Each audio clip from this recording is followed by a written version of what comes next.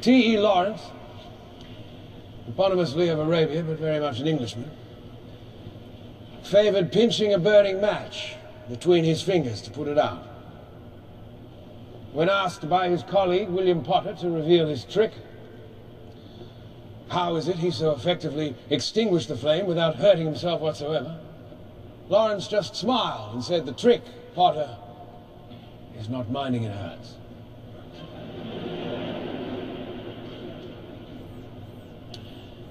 The fire that danced at the end of that match was a gift from the Titan Prometheus, a gift that he stole from the gods, who were terrified of what we might do with it were it to fall into our hairy little paws.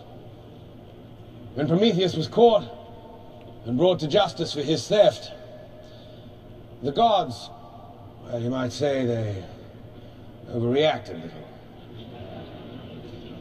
The poor man was tied to a rock as an eagle ripped through his belly and ate his liver over and over, day after day, ad infinitum. All because he gave us fire, our first true piece of technology.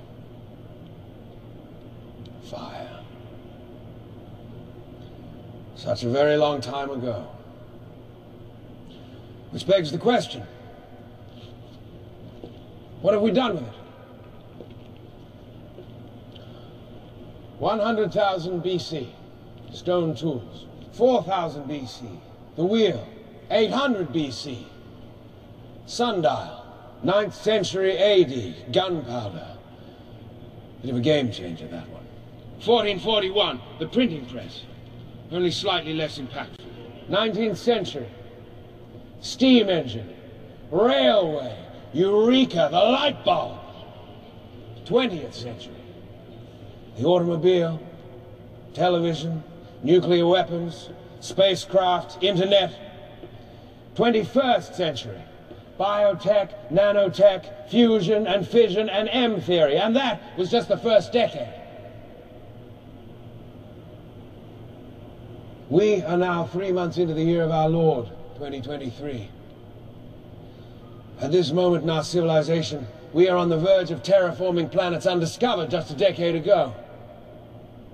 We have identified the genetic chain of events behind 98% of cancers. A chain we have broken, effectively curing them. We can create cybernetic individuals who, in just a few short years, will be completely indistinguishable from us.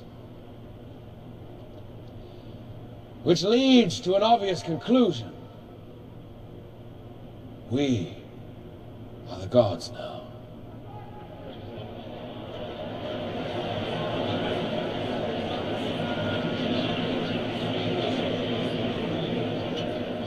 I haven't been struck down. I take that to mean I'm right. We wield incredible power. The power to transform, to destroy, and to create again. The question, of course, before us is what the hell are we supposed to do with this power? Or more importantly, one should ask, what are we allowed to do with this power?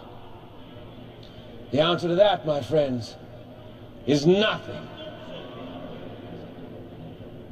Rules, restrictions, laws, ethical guidelines, all but forbidding us from moving forwards. Well, where were the ethics during the Arabian conflicts? Why are rules preventing us from feeding impoverished cultures? How is there a law that states if we build a man from wires and metal, a man who will never grow old, who will never feel the heat of a star or the cold of the moon, how is the creation of such an incredible individual considered unnatural? The answer to all these questions is simple. These rules exist because the people who created them were afraid of what would happen if they didn't. Well, I am not afraid.